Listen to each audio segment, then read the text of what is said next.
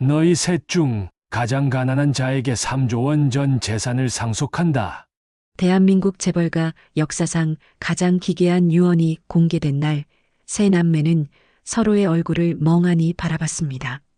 3조 원의 유산을 두고 벌어진 건 부의 경쟁이 아니라 가난의 경쟁이었죠.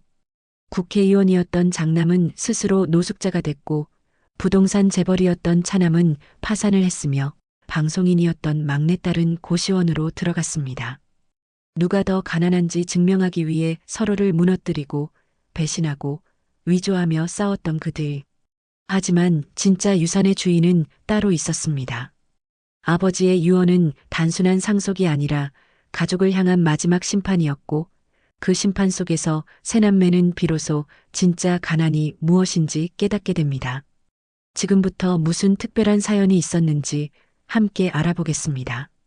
시작 전 구독과 좋아요 눌러주시면 다음 영상도 매번 편하게 보실 수 있습니다. 영상 끝까지 보시고 마음에 남은 생각이나 느낀 점이 있다면 댓글로 남겨주세요. 제 이름은 한도윤입니다. 한국그룹 창업주 한명수 회장의 장남이죠. 국회의원 3선에 차기 당대표 후보로까지 거론되던 사람이었어요. 아버지가 돌아가신 날 전 장례식장 영빈관에서 조문객들과 악수를 나누고 있었습니다. 검은 양복 입은 사람들이 줄지어 들어왔고 저는 기계처럼 고개를 숙이며 인사를 받았어요. 솔직히 슬프지 않았습니다. 아버지와 전 평생 대화다운 대화를 나눈 적이 없었거든요. 형님, 오랜만이네요. 동생 재현이 다가왔어요. 차남이죠. 부동산 개발로 수천억을 번 사람입니다. 늘 그랬던 것처럼 능글맞은 모습을 하고 있더군요. 그래, 왔구나. 형님도 많이 바쁘실 텐데. 이런 날은 오셨네요. 비꼬는 투였어요. 우린 남처럼 지냈으니까요. 막내 서진도 곧 도착했습니다.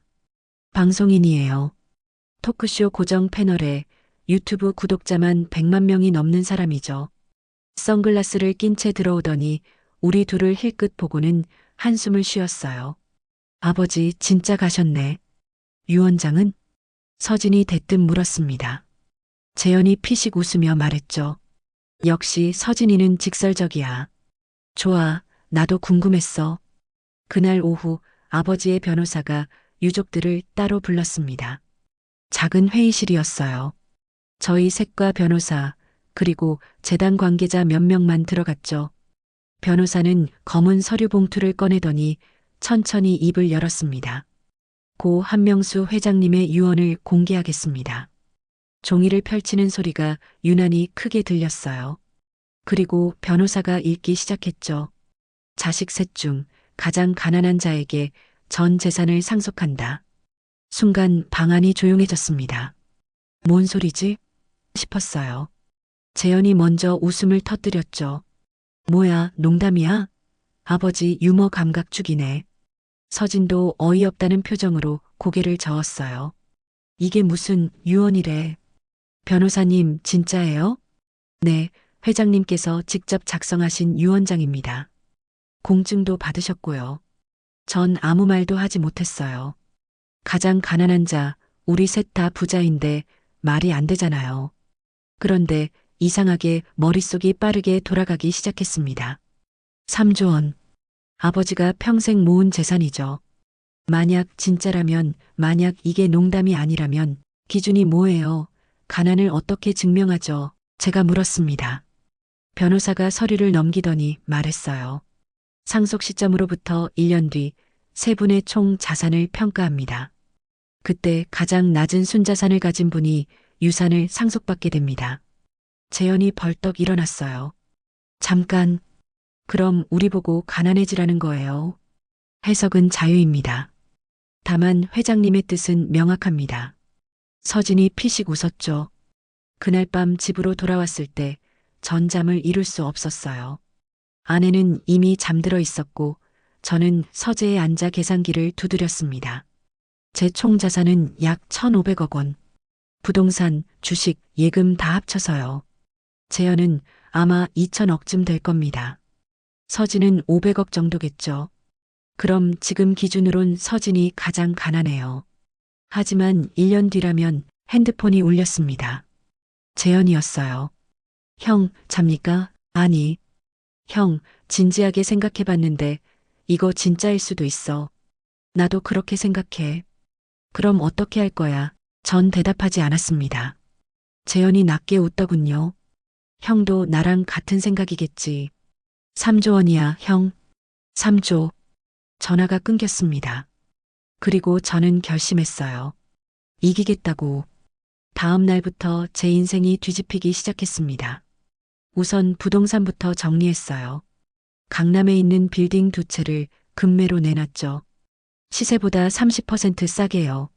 부동산 중개인이 놀라서 물었습니다. 의원님, 왜 이렇게 급하게 파세요? 개인 사정이 있어서. 하지만 이 가격은 너무. 그냥 팔아요. 빨리. 일주일 만에 2채 다 팔렸어요. 손해만 200억. 하지만 상관없었습니다. 자산을 줄이는 게 목표니까요. 그 다음엔 주식을 정리했어요. 보유하고 있던 상장 주식을 전부 시장가로 던졌죠. 주가가 떨어질 걸 알면서도요. 아내가 알아챘습니다. 당신 지금 뭐 하는 거예요? 필요한 일이야. 필요한 일이 재산을 날리는 거예요? 미쳤어요? 이해 못할 거야.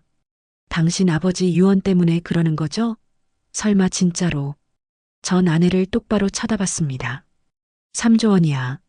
내가 평생 벌어도 못 모을 돈이라고. 아내가 한숨을 쉬었어요.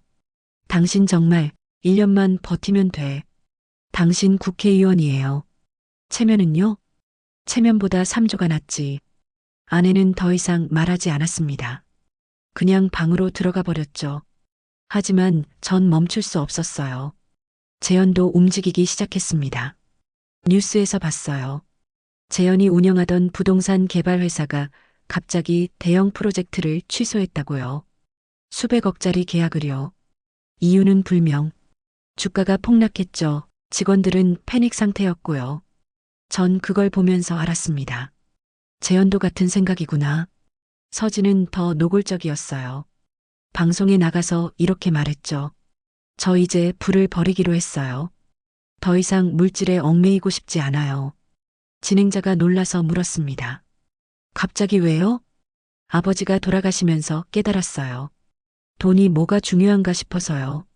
시청자들은 감동했죠. 댓글엔 역시 서진님, 진정한 부자 같은 말들이 달렸어요. 하지만 전 알아요. 서진도 똑같다는 걸. 한 달쯤 지났을 때 세 남매가 다시 모였습니다. 아버지 산소 앞에서요. 아무도 말을 먼저 꺼내지 않았어요. 그냥 서로를 경계하며 서 있었죠. 재현이 먼저 비웃었습니다. 형, 빌딩 팔았다며? 엄청 손해봤던데? 너 회사 주가 봤어. 반토막 났던데? 서진이 끼어들었어요. 오빠들 진짜 추해. 그렇게까지 하면서 돈 받고 싶어? 너도 마찬가지잖아. 방송에서 무슨 성자 코스프레야. 난 진심이야. 거짓말. 넌 누구보다 돈을 좋아하잖아. 우린 서로를 향해 독을 뱉었습니다. 가족이 아니라 적이었어요. 그날 이후론 연락도 끊겼죠. 2달째 전 본격적으로 가난을 연출하기 시작했습니다. 국회의원 월급을 전부 기부했어요. 언론에 크게 보도됐죠. 그리고 집도 팔았습니다. 강남 아파트를 처분하고 작은 원룸으로 이사했어요. 아내는 결국 이혼을 요구했습니다. 당신 미친 거예요. 미안해. 1년만 기다려줘. 됐어요. 아내는 짐을 싸서 친정으로 갔습니다. 아이들도 데려갔죠. 전 혼자 남았어요. 텅 빈 원룸에서 라면을 끓여 먹으며 생각했습니다. 이게 맞나? 하지만 돌아갈 순 없었어요. 여기까지 왔는걸요. 재현은 더 극단적이었습니다. 회사를 고의로 파산시켰어요. 직원 300명을 하루아침에 해고했죠. 뉴스에서 난리가 났어요. 재현은 기자회견을 열었습니다. 제 잘못입니다. 경영 미숙으로 회사를 망쳤습니다. 기자들이 물었죠. 왜 이렇게 급격하게 무너진 겁니까? 변명하지 않겠습니다. 사람들은 재현을 욕했어요. 무능한 경영자, 직원들 인생 망친 악덕 기업가. 하지만 재현은 개의치 않았죠. 오히려 빚을 더 늘렸습니다. 이름 모를 대출 회사에서 돈을 빌리고 갚지 않았어요. 신용불량자가 됐죠. 서진은 방송에서 하차했습니다. 그리고 SNS에 이렇게 썼어요. 저는 이제 고시원에서 살아요. 진짜 서민의 삶을 배우고 싶어요. 사진도 올렸죠. 좁은 방, 낡은 책상, 공용 화장실. 팬들은 응원했습니다. 하지만 전 알아요. 저건 다 연출이라는 걸. 실제론 어딘가에 숨겨둔 돈이 있을 거예요. 석 달째, 저는 진짜로 가난해지기 시작했습니다. 계좌엔 100만 원도 안 남았어요. 카드값을 못 갚아서 카드도 정지됐죠. 월세도 내지 못해 쫓겨났습니다. 동료 의원들이 수군거렸어요. 한도윤 의원 요즘 이상하던데. 집도 팔고 완전 거지됐다며. 무슨 일 있나 봐. 전 그들의 시선을 견뎌야 했어요. 하지만 이것도 계획의 일부였습니다. 가난해 보여야 하니까요. 어느 날 밤 편의점에서 삼각김밥을 사 먹고 있었어요. 그때 노숙자 한 명이 다가왔습니다. 형님, 1,000원만 주시면 안 될까요? 전 주머니를 뒤졌어요.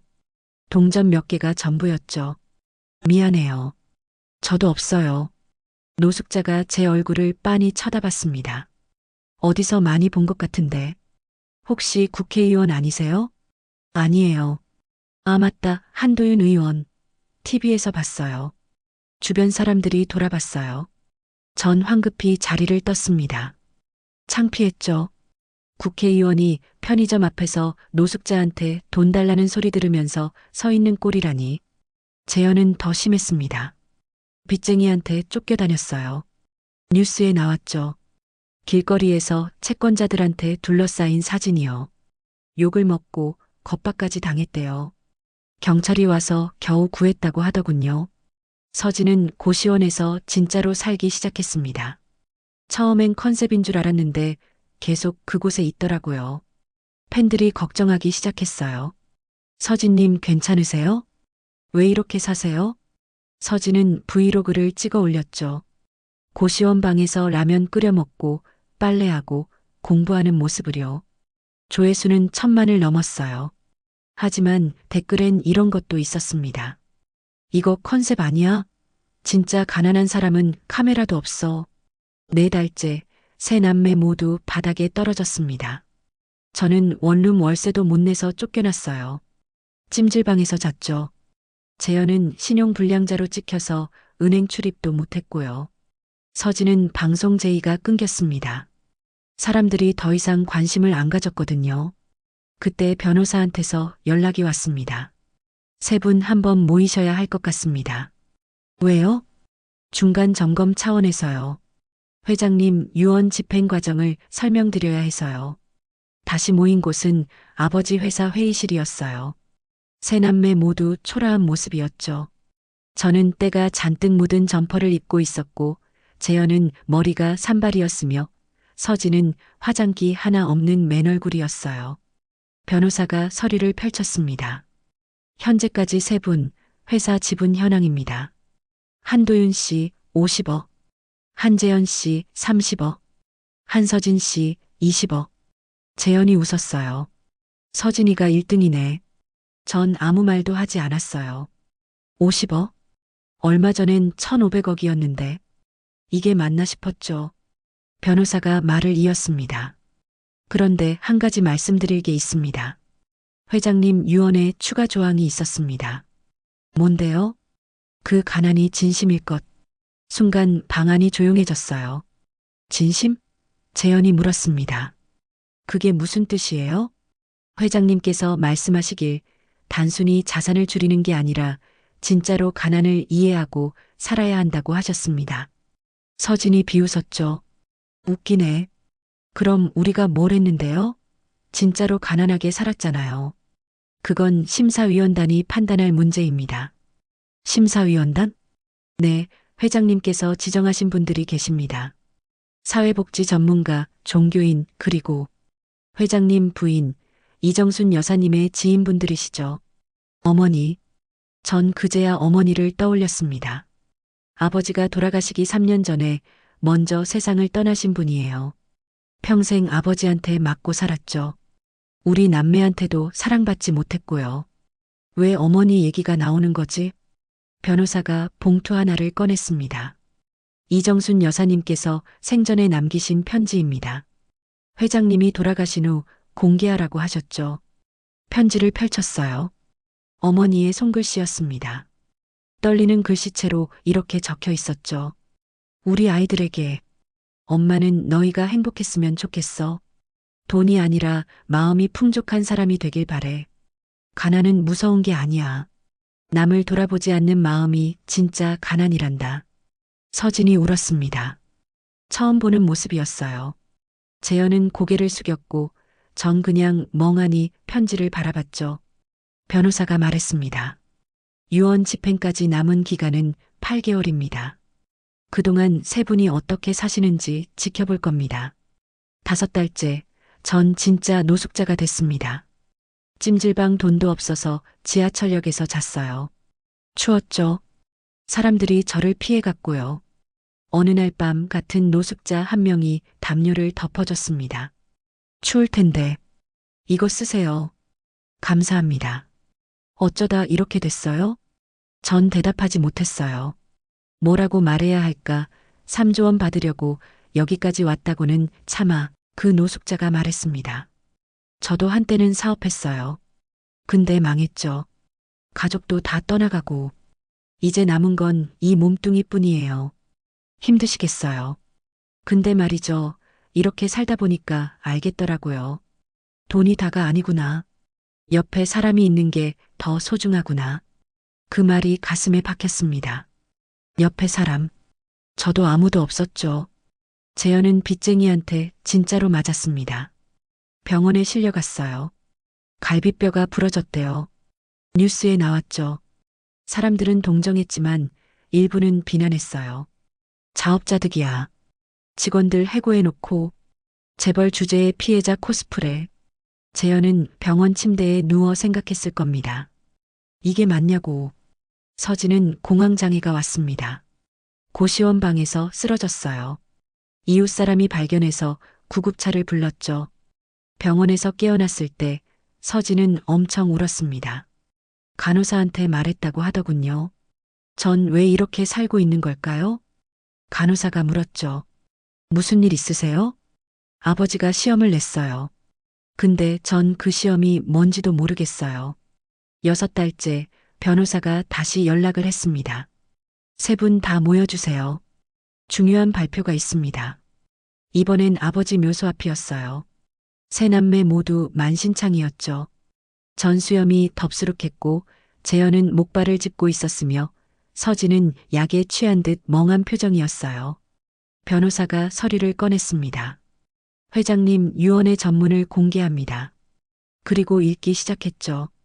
자식 셋 중 가장 가난한 자에게 전 재산을 상속한다. 그 가난이 진심일 것. 그리고 가장 가난한 자란 돈이 없는 자가 아니라 마음이 가난한 자를 의미한다. 진짜 가난한 자는 남을 위해 살아온 자이며 그 자에게 내 재산을 맡긴다. 재현이 소리쳤어요. 그게 무슨 소리예요? 남을 위해 살아온 자, 그럼 우린 뭐예요? 변호사가 고개를 들었습니다. 회장님은 이미 상속자를 정하셨습니다. 예, 누구요? 이정순 여사님입니다. 순간 세 사람 모두 얼어붙었어요. 돌아가신 어머니요, 변호사가 설명했습니다. 이정순 여사님은 생전에 복지재단을 운영하셨습니다. 고아와 노인을 돌보는 재단이죠.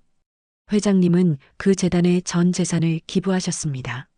전 다리에 힘이 풀렸습니다. 주저앉았어요.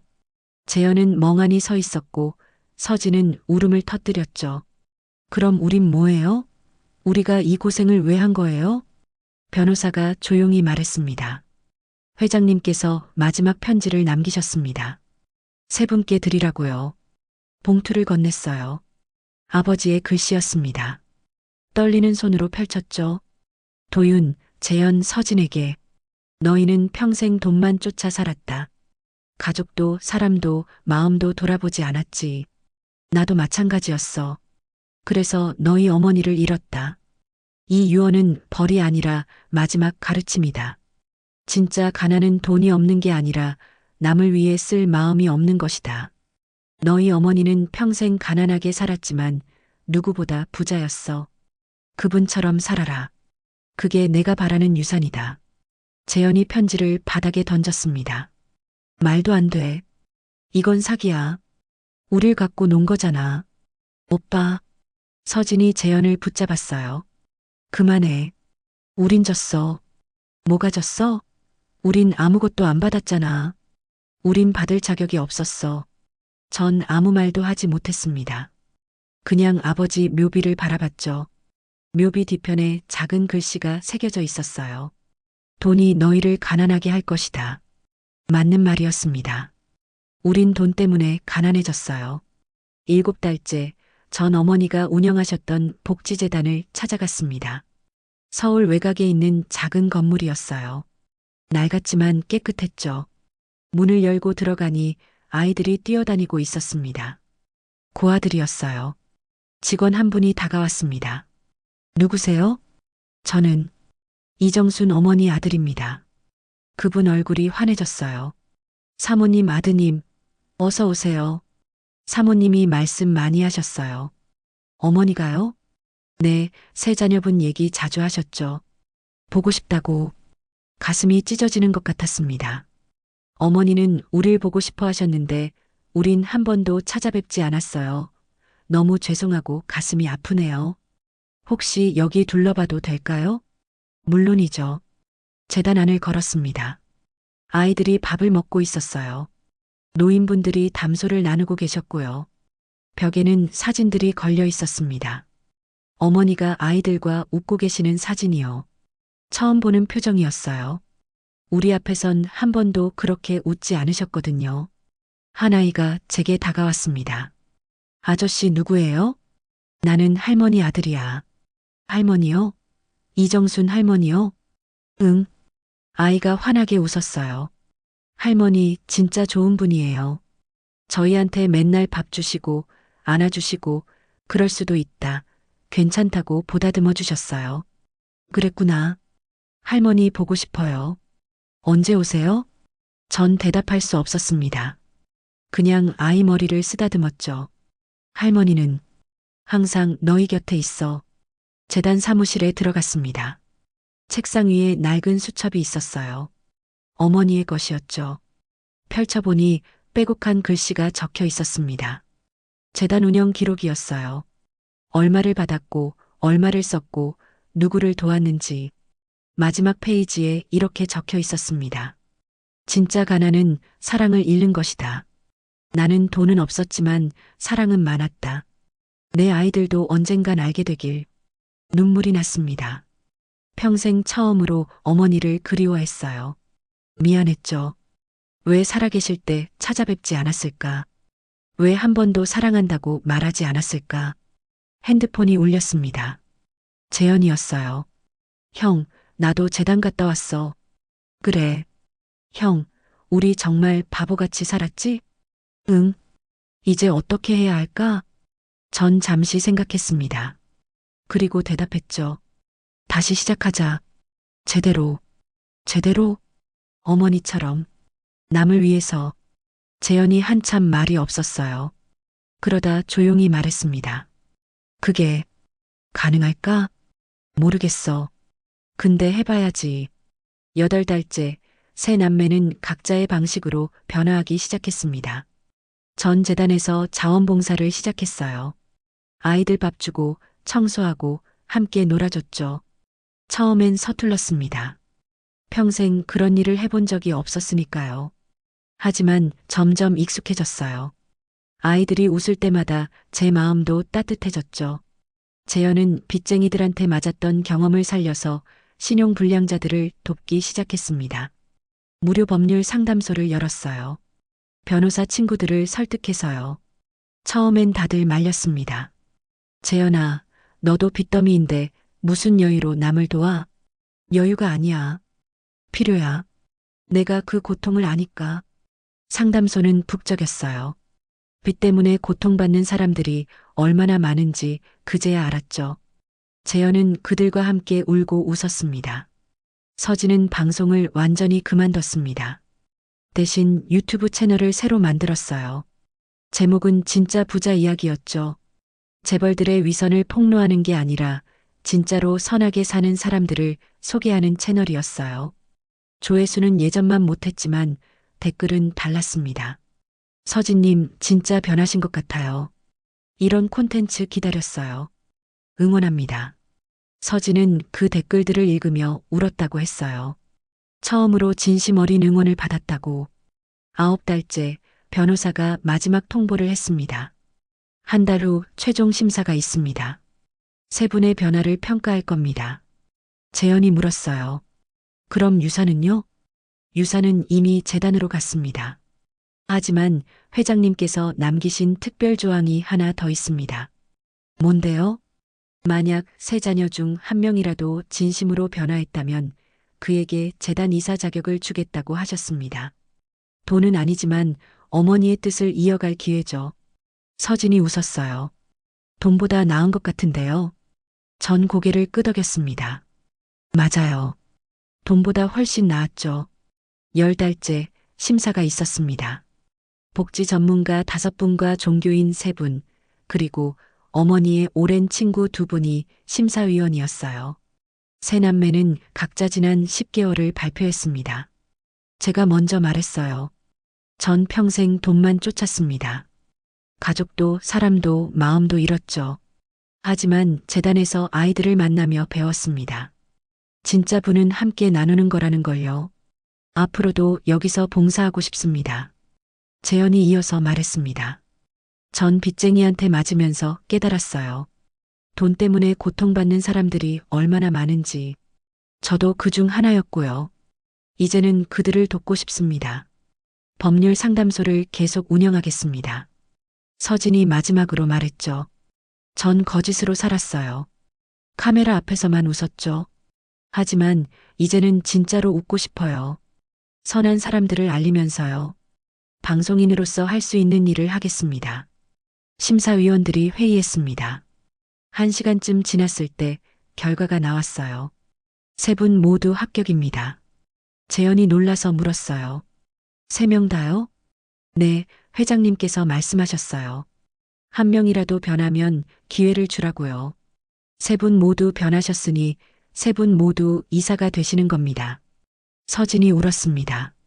전 그냥 하늘을 올려다봤죠. 아버지, 감사합니다. 1년이 지났습니다. 재단은 세 남매가 공동으로 운영하게 됐어요. 전 자원봉사 프로그램을 맡았고 재현은 법률 지원을 담당했으며 서진은 홍보를 맡았죠.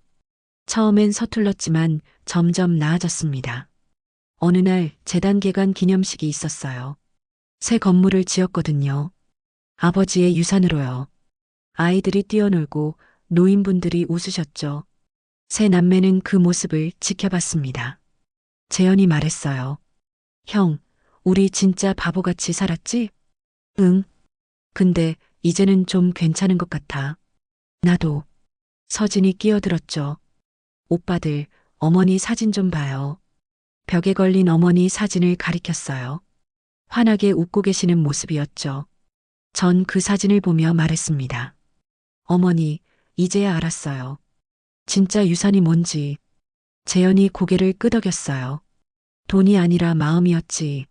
서진이 덧붙였습니다. 가난은 돈이 없는 게 아니라 남을 위해 쓸 마음이 없는 거고요. 우린 서로를 바라봤습니다. 처음으로 진짜 가족같이 느껴졌어요. 그날 밤 전 혼자 아버지 묘소를 찾아갔습니다. 묘비 앞에 앉아 말했죠. 아버지, 화내셨죠? 우리가 그렇게 탐욕스럽게 굴어서요. 하지만 덕분에 배웠어요. 진짜 가난이 뭔지, 진짜 부가 뭔지. 이제는 어머니처럼 살겠습니다. 약속할게요. 바람이 불었습니다. 마치 아버지가 대답하시는 것 같았어요. 다음 날 아내한테서 연락이 왔습니다. 당신 요즘 어떻게 지내요? 재단에서 봉사하고 있어. 뉴스 봤어요. 많이 변한 것 같던데. 응, 많이 변했어. 아이들이 아빠 보고 싶대요. 가슴이 뭉클했습니다.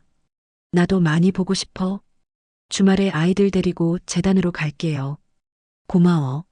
전화를 끊고 전 울었습니다. 재현도 변했습니다. 예전에 해고했던 직원들한테 모두 사과했어요.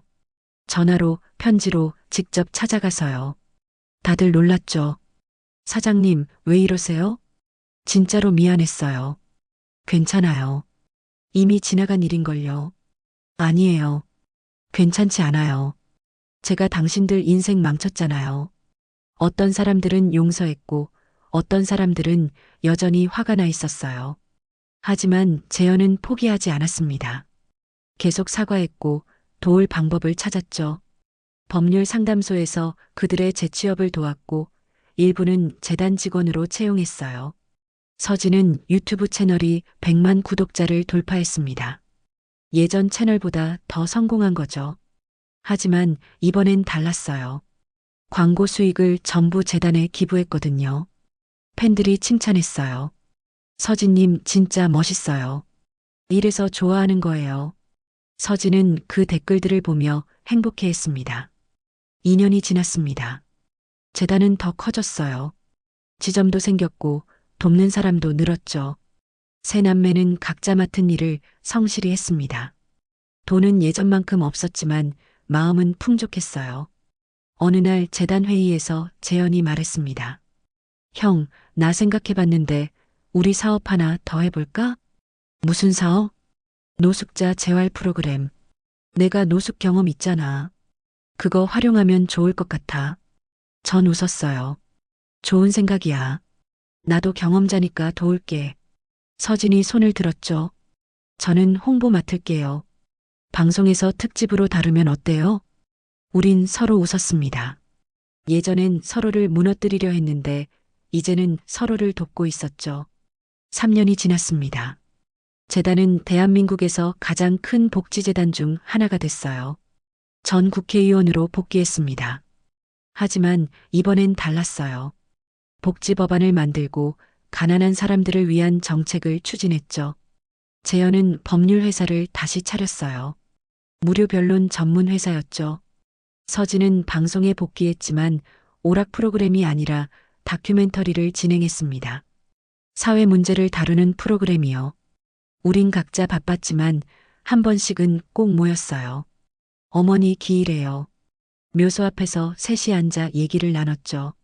어머니, 우리 잘하고 있죠? 많이 부족하지만 노력하고 있어요. 사랑해요, 어머니. 바람이 불었습니다. 어머니가 웃고 계신 것 같았어요. 5년이 지났습니다. 제 아이들이 재단에서 봉사를 시작했어요. 자발적으로요. 전 아이들을 보며 생각했습니다. 이게 진짜 유산이구나. 돈이 아니라 마음을요. 재현의 법률회사는 전국에 지점을 냈습니다. 수천 명을 도왔죠. 재현은 더 이상 빚쟁이가 아니라 희망을 주는 사람이 됐어요. 서진의 다큐멘터리는 상도 받았습니다. 대한민국 방송대상 대상이요. 시상식에서 서진이 말했죠. 이 상을 어머니께 드립니다. 어머니가 가르쳐 주신 삶을 담으려 노력했습니다. 객석에서 우리 남매가 박수를 쳤어요. 눈물을 흘리면서요. 10년이 지났습니다. 재단 10주년 기념식이 열렸어요. 수많은 사람들이 왔습니다. 우리가 도왔던 아이들, 노인들, 노숙자들, 신용불량자들, 그들이 무대에 올라와 말했어요. 재단 덕분에 살았습니다. 희망을 찾았어요. 감사합니다. 세 남매는 무대 뒤에서 그 모습을 지켜봤습니다. 재현이 말했어요. 형, 우리 성공했네. 응. 아버지 유언대로 살았어. 서진이 고개를 끄덕였죠. 우린 가난했지만 결국 부자가 됐어요. 맞는 말이었습니다. 돈은 없었지만 마음은 풍족했으니까요. 그날 밤 전 다시 아버지 묘소를 찾았습니다. 묘비 앞에 앉아 말했죠. 아버지, 10년 걸렸지만 드디어 알았어요. 유산의 진짜 의미를요. 가장 가난한 자는 돈이 없는 사람이 아니라 남을 돌아보지 않는 사람이었죠. 우린 돈은 많았지만 마음이 가난했어요. 하지만 이제는 달라요. 마음이 풍족해졌거든요. 감사합니다, 아버지. 그리고 어머니. 사랑합니다. 바람이 불었습니다. 따뜻한 바람이었어요. 집으로 돌아오는 길에 아내에게 전화가 왔습니다. 여보, 어디에요? 아버지 묘소 다녀오는 길이야. 저녁 준비됐어요. 애들이 기다려요. 응, 지금 가. 차를 몰면서 전 웃었습니다. 행복했어요. 진짜로요. 아빠, 오늘 재단에서 새로운 아이 왔어요. 우리랑 같이 놀았어요. 그래, 잘했네. 아내가 식탁을 차리고 있었어요. 따뜻한 저녁 식사였죠. 우린 둘러앉아 밥을 먹었습니다.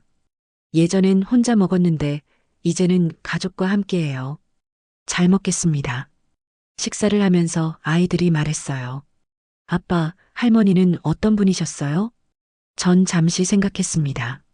그리고 대답했죠. 할머니는 세상에서 가장 부자셨어. 돈은 없었지만 마음이 풍족하셨거든. 너희도 할머니처럼 살았으면 좋겠어. 네, 아빠. 아이들이 고개를 끄덕였어요. 전 그 모습을 보며 확신했습니다. 이게 진짜 상속이구나. 돈이 아니라 마음을요. 밤이 깊었습니다. 아이들은 잠들었고 아내도 쉬고 있었어요. 전 혼자 창밖을 바라봤습니다. 별이 빛나고 있었죠. 문득 아버지 목소리가 들리는 것 같았어요. 도윤아, 이제 알겠니? 유산은 돈이 아니라 마음이야. 가난은 내 손에 남은 게 없을 때가 아니라 남을 위해 줄 게 없을 때란다. 너희 어머니가 가르쳐 주신 거야. 잘 살아라, 아들아.